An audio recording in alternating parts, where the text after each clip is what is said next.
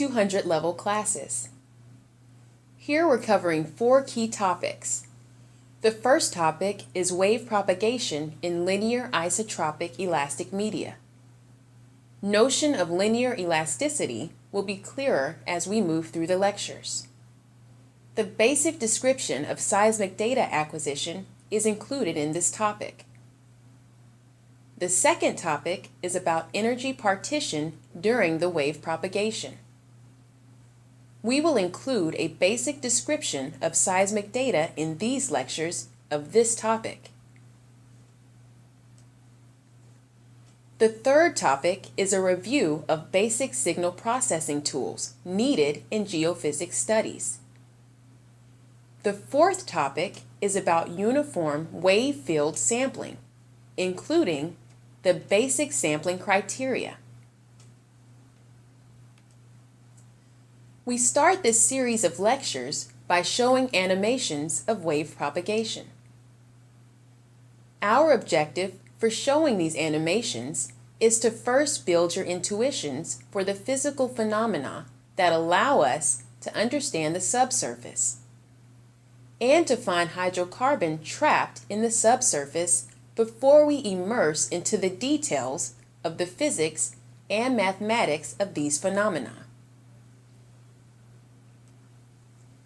These phenomena are P and S waves and how we generate these waves.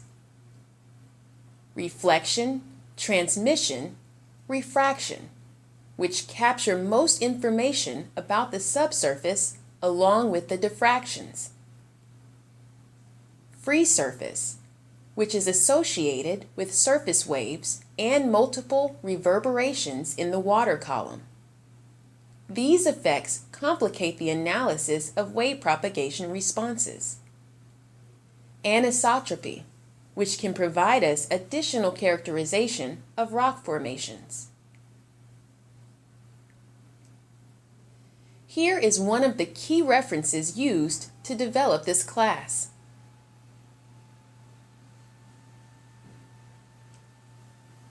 So, I will start with a man-made type of acquisition, like those used in oil exploration or mineral exploration.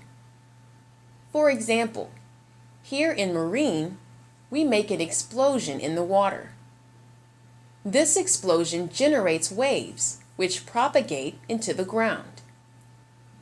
Each time the waves hit an interface, that is a physical contrast, or a change of physical properties like rigidity. Between two rocks, some of wave energy is reflected back to the surface, and some are transmitted to the deeper rocks. Then we record the reflected waves, which basically tells us about the structures and characteristics of the subsurface. So what helps us to understand the subsurface and the exploration of minerals and hydrocarbons is the idea that any sudden deformation of a portion of the earth generates waves, which propagate into the ground, and then we record the reflected waves, which are returning towards the Earth's surface at specific stations on the Earth's surface. Again, the recorded waves allow us to learn about the subsurface. Examples of man-made sources include drilling, explosions, dropping weight, and vibrasize. When the roads are being repaired, you can feel the vibrations associated with the drilling process. This is an example of a seismic wave generation, or a system of forces used to generate waves. Basically, a sudden deformation or sudden movement of a portion of the medium generates waves. The waves propagate from the drilling point up to your location away from the drilling point.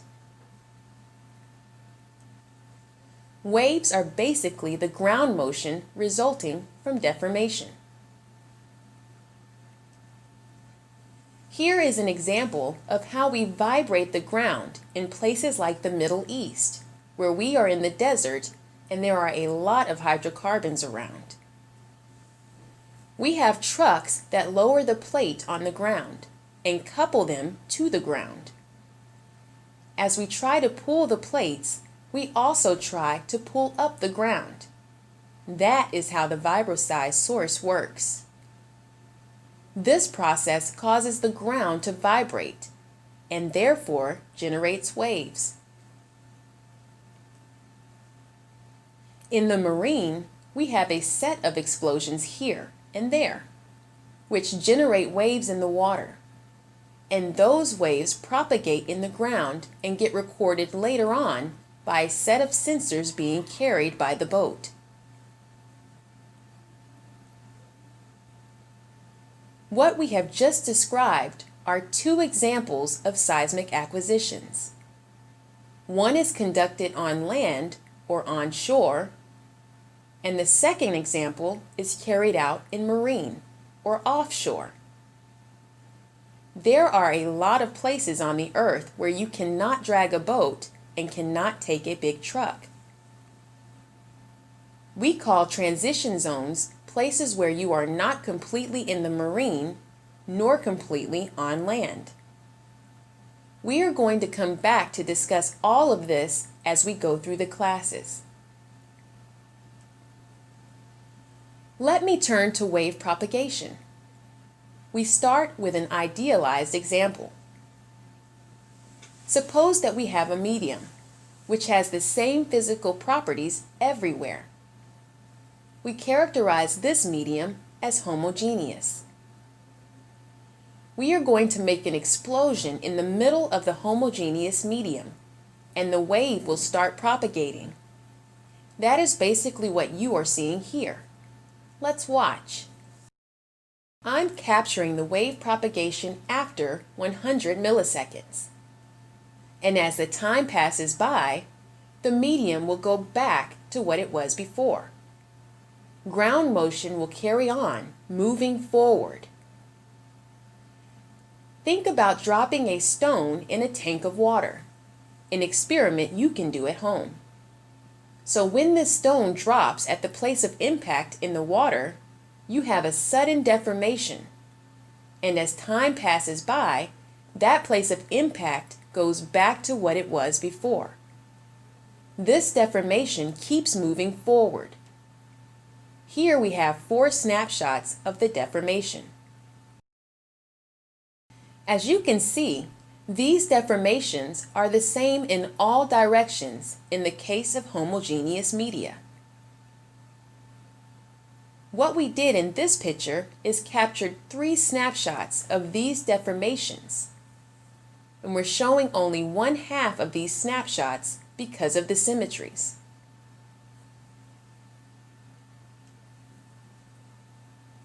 Now think about this. I have sensors placed at 3 different locations, and these sensors are stationary. They don't move. That is basically a seismic experiment. We don't have the capabilities of recording snapshots or the entire wave propagation. The key outcome of this series of classes is to help you learn how to connect these recordings to the snapshots or wave propagation. These stationary sensors can be located at the Earth's surface, near the sea surface, at the sea bottom, or inside of a borehole.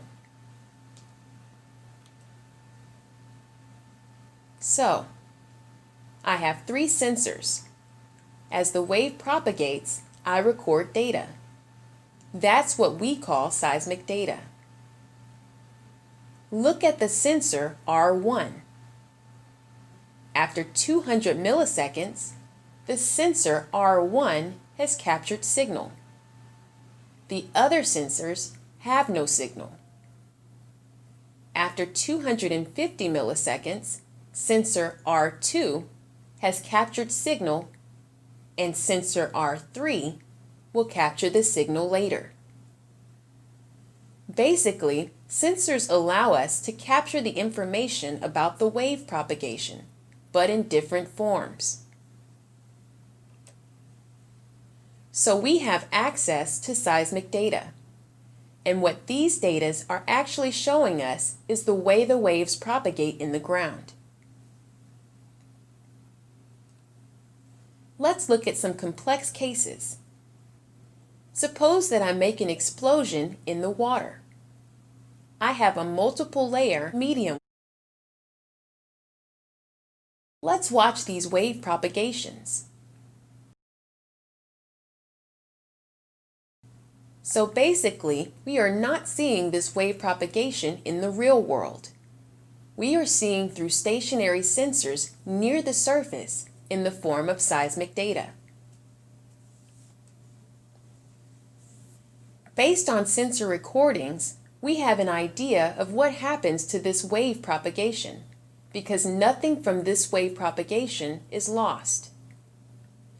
Everything that will be returning to the ground surface is recorded. Therefore, we will have access to this information. So when I arrive at this interface, I have reflections. Multiple shapes change when we are dealing with a rough surface. This is a very important example. In the past, most oil was generally found in the flanks of salts. Nowadays, more oil are found below the salts. Typical examples are in the Gulf of Mexico, the west coast of Brazil, and in West Africa. These are the major provinces of commercial conventional oil left. Below these salt bodies, there is nothing coming back. We have trouble getting reflection energy back from layers below salts. We have to rely on turning waves. So that's why I'm showing this to you. But before we understand all of these things, we have to go step by step and learn the basics. There is a lot to unpack here from these movies. The good news is that there is a limited number of physical phenomena involved here. So let's depict one phenomena at a time. All the models I'm going to show you are very simple, where you see one phenomena at a time. But at the end, it doesn't matter how the medium is complicated. It is a collection of these 4 or 5 processes we're going to review. So look at this example. We have 2 dipping layers. The wave reflects on the first interface and comes back to the surface where it's recorded. My sensor sitting here will at some point see the wave. The wave carries on to reflect on the second interface. The second reflects on the next one, and so forth. So when we arrive at the first interface, we have reflections. Now let's look at seismic data. The wave propagation tells us what happens in the ground. But what we have at the end of the day is seismic data that's collected at specific sensors. This is a snapshot at 500 milliseconds. This is another snapshot after 750 milliseconds. Notice that the sensor located at the surface hasn't seen the reflected wave yet, because it hasn't shown up. Again, sensors near the surface did not see the reflected waves, but it sees the wave that propagates through the first layer. That's why you have these events. That's how you will recognize when you see this. What you are doing is seeing the wave expanding. You're not seeing the reflection yet. We go to the next snapshot at 1,250 milliseconds. These reflections have now arrived near the surface and are now recorded, and therefore they are present in seismic data. So, if we're patient enough, after some time, we'll see more reflected waves arriving. So basically, everything that we're doing with wave propagation will be captured by sensors, which record the waves returning back to the surface.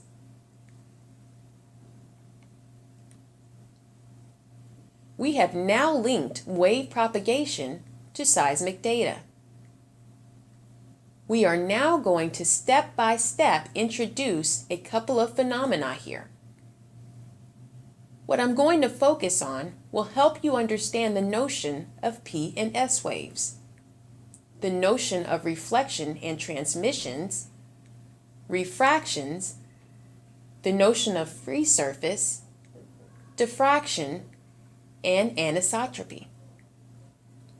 If you understand these 5 concepts and learn to use it in conjunction, then you will be able to explain every complex phenomena going on in your seismic data. Again, we have 5 phenomena, and the complex cases are just mixtures of these 5 concepts.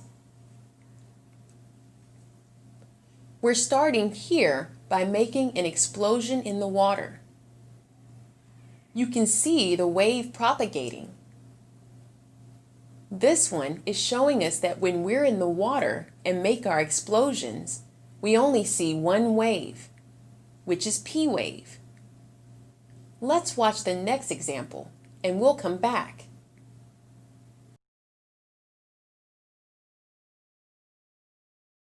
Suppose I have a homogeneous solid. I make an explosion.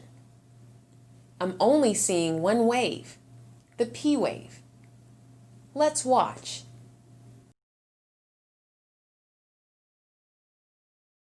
I'm now taking my hammer.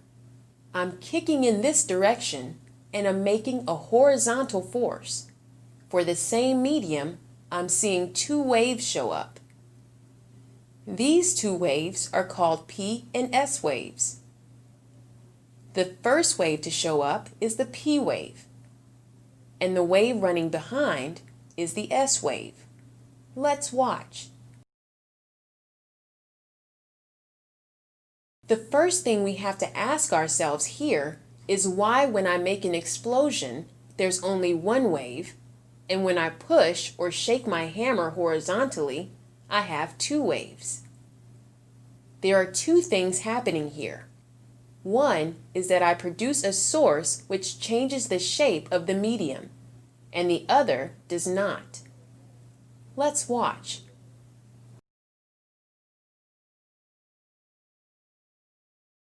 When I make an explosion in isotropic media, waves spread the same way in all directions. Therefore, I expand in all directions. I change the volume. When I'm hitting in one direction, I'm pushing in one direction and changing the shape. So to produce P waves only, I have to generate waves in such a way that the deformation is the same in all directions. That is the case for explosions.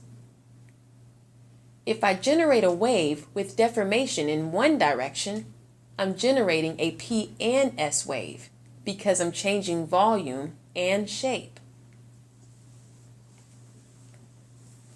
Therefore, hopefully it's becoming clear that we are dealing with 2 fundamental parts of seismic waves. Without understanding P and S waves, you cannot be successful in geophysics, including oil exploration. One way to make P waves alone is to make an explosion. If I want to make P and S waves, I have to be able to introduce directions in my seismic source. For example, you can drop the weight vertically or put something there and push it in certain directions, and so forth. The next thing I'd like to help you understand is transmission and reflection. Remember, in the 3 previous examples, I have assumed that a medium is homogeneous. Now I'm going to consider 2-layer media. We now assume that we have generated waves. What happens when these waves encounter a flat interface? Our next task is to develop our intuition of the answers to this question. Let's start with 2 fluid layers, water and oil. Think about this. You have oil on top and water below. Let's look at the wave propagation. Notice what happens. I only have P waves in this process.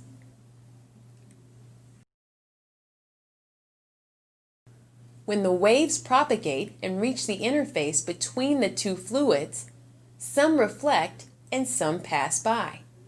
At some point, they get disconnected. So there's 3 phenomena here. You will have reflections and transmissions. At some point, the reflections and the transmissions are no longer connected. This disconnection produces refraction. So let me help you by repeating the 3 phenomena happening here. Hopefully you've captured the reflections, the transmissions, and then the 2 waves that are disconnected, where we have refractions. Let's watch.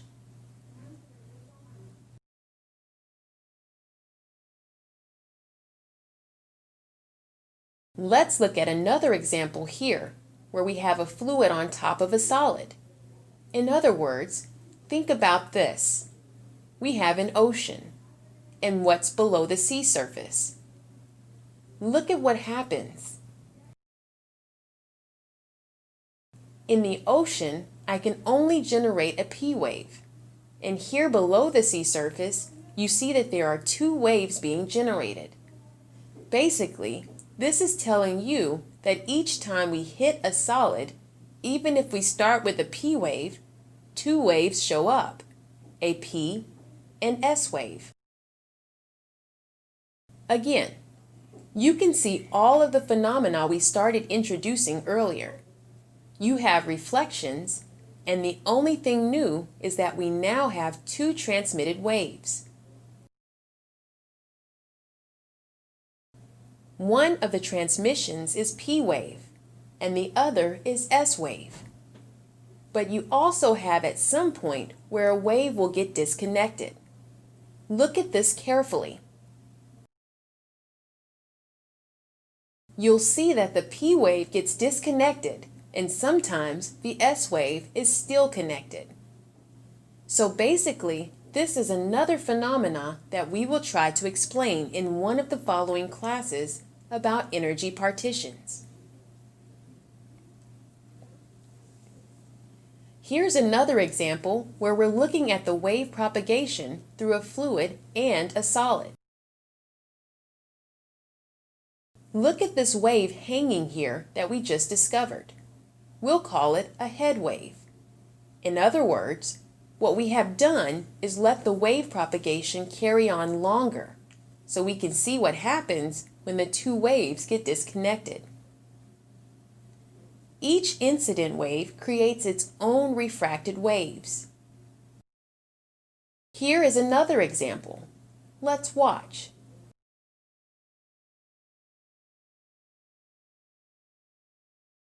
Now what we are showing here is very important. Depending on the properties, you'll see there is a weak reflection now. This weak reflection helps us to know what type of heterogeneities or change of properties we have between the 2 rock formations. So when we see weak S-wave signal, we know that the medium is likely to be affected by fluid. When we see that both P and S-wave signals are strong, we have a very strong contrast between 2 solids.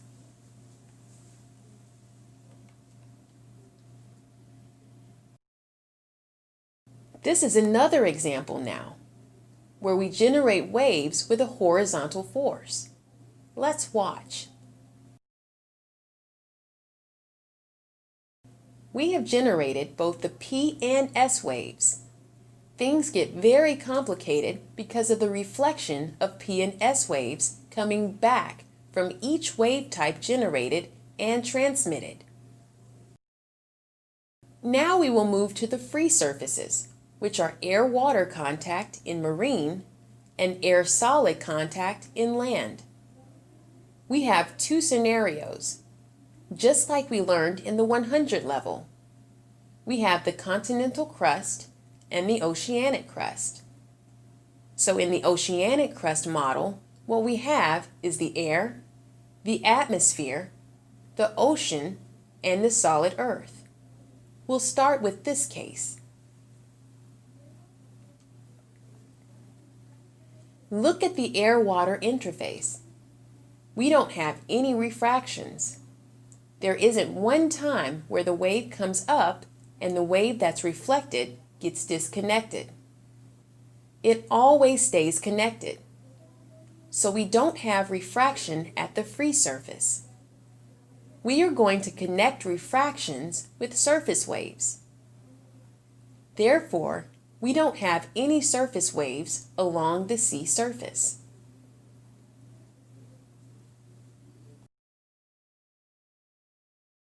Look here, for example, at the water-solid interface. At some point, you're going to see the two waves disconnected.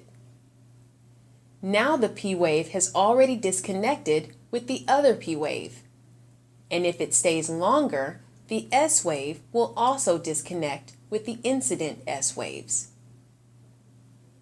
So we're basically introducing two phenomena here. The first one is that there is no energy that gets past the water to go to the air. We lose nothing. Furthermore, at the air-water interface, we only have reflections. We don't have refractions. Let's now contrast that with the air-solid-solid interface.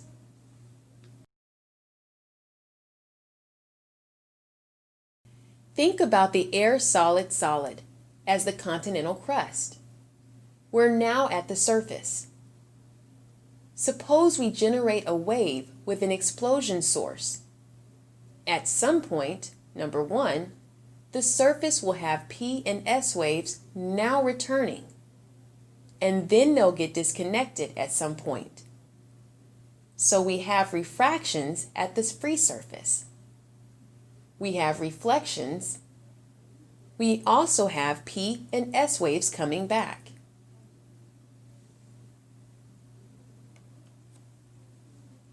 We have here the classical problem of reflection, transmission, and P and S waves being generated. Again, you can see here that not at one time does the water or the energy go through the air. So therefore, we call the layer between the atmosphere and the solid earth a free surface. Just as we consider the interface between the atmosphere and the water to be a free surface. This is a free surface because energy generates inside the solid or inside the water. It does not pass through the air.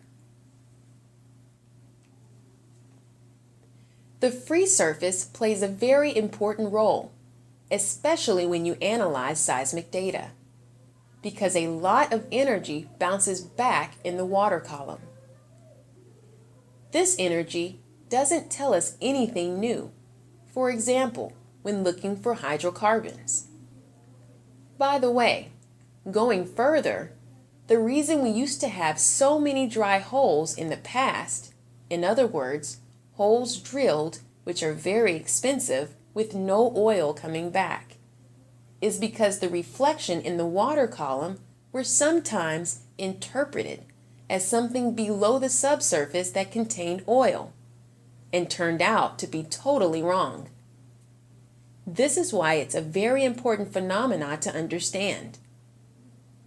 Similarly, The surface waves at the air-solid interface often cover the entire seismic data, making it difficult to detect the reflections from layers deep in the subsurface.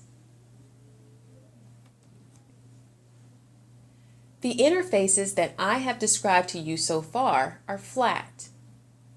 You can think about this like the interface between air and water being roughly flat.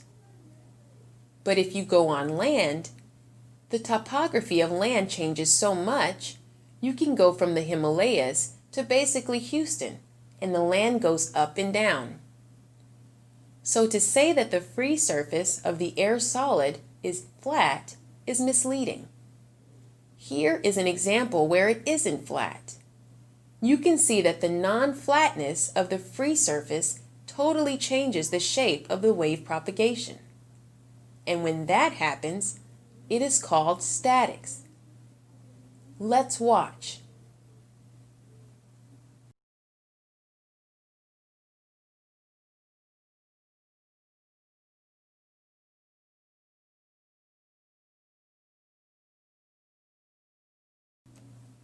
So, we've discussed the free surface.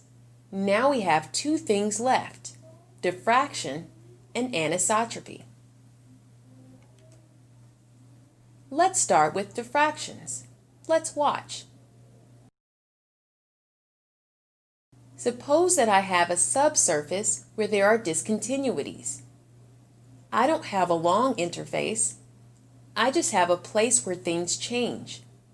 Look at how waves behave. Some energy is coming back, and some energy is transmitted. But also, we have waves totally changing shapes, including the curved shape, which are called diffractions. Here is another example of diffraction. I have captured so many different phenomena here. Why diffraction is important to us is because when we have a fault in the ground, or the place where oil sometimes gets trapped, how we recognize them basically is by the way the wave reflects when I have a flat interface or I have a fault. The other one has reflections, but no diffractions. So, diffractions are very important in interpreting seismic response caused by fault-type shape in the ground. Here is another illustration. Now we'll go back to the shape we had earlier. Number 1. You'll see when you have a rough sea bottom, you'll have a lot of scattering show up. Hopefully you'll see clearly all of the formations below the sea bottom. Here is the key to seismology, for example. A different shape or a different change of properties reflects or diffracts in a different way. That is why we can uniquely describe the subsurface in most cases from seismic data. Basically, each part of the subsurface reacts differently to wave propagation. So they have different responses, which can be traced back to what caused them. Let's watch. Let me close this first class of 200 level by talking about anisotropy. There is one thing that we did when we generated waves and we saw the waves propagate in all directions. That is not the case in anisotropic media. Let's watch wave propagation through an anisotropic homogeneous medium. The source used to generate waves is a P-wave source. The physical quantity displayed is the volumetric deformation. Notice the variations of wave speed with direction. Notice also there are S waves, despite the fact that the medium is homogeneous and only P wave is generated by the source. In other words, there is a change of shape in anisotropic materials, even if the source is volumetric only. Let's draw attention to wave modes in anisotropic media.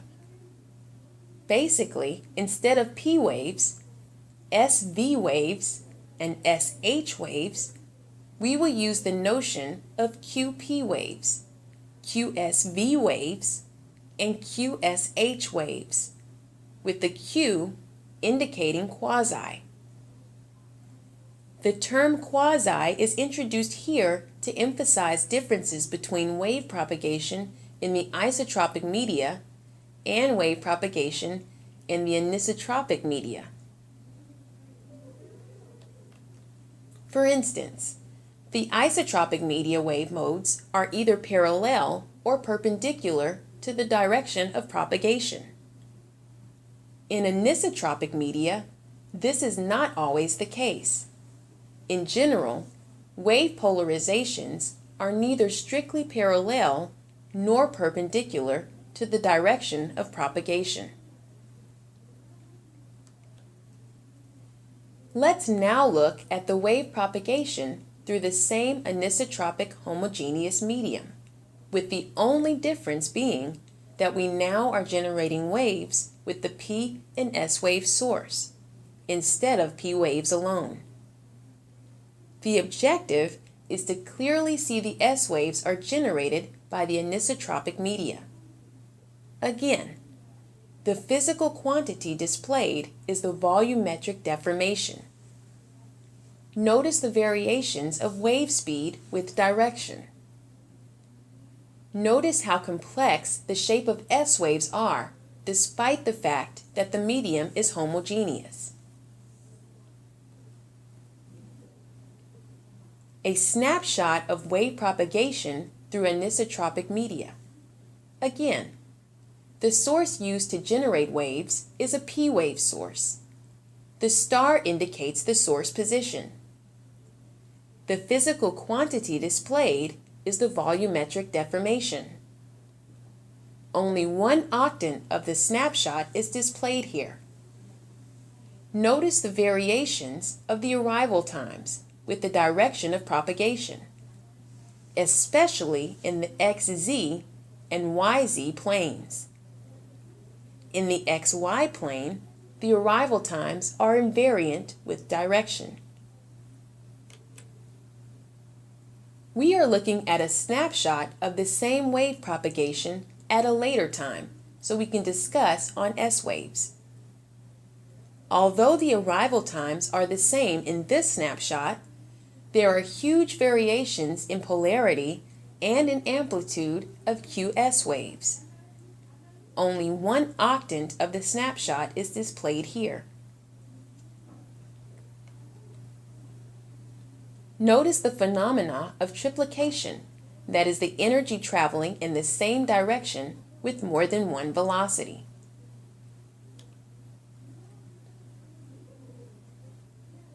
Here is another example of anisotropic media. We are showing a snapshot of P waves here.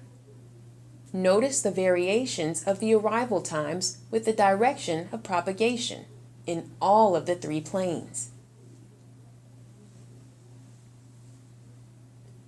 Snapshots of wave propagation through the same anisotropic medium as in the previous slide are shown here. The source used to generate waves is a predominantly S-wave source. Although the arrival times are the same in these three snapshots, we can appreciate the variations in polarity and in amplitude of QS waves. We can notice QSV waves and QSH waves are now propagating at a different speed, called shear wave splitting.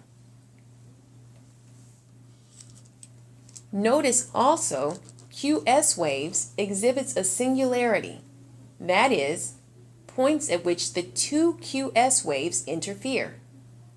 This particular type of singularity is known as Kiss singularity, according to Krampen's classification. Again, notice also the phenomena of triplication, which is energy traveling in the same direction with more than one velocity. Note that by visiting imodesoft.com, you can duplicate all of the animations shown in this lecture. Moreover, you can make your own models and look at the wave propagation by using iModel 2D, also located at imodesoft.com. Remember, there is a large selection of iMode education lectures, which can further enhance your knowledge of earthquakes, volcanoes, climate, energy, earthquake seismology, petroleum seismology, advanced statistics, and control theory. Thank you for listening to this iMode education lecture.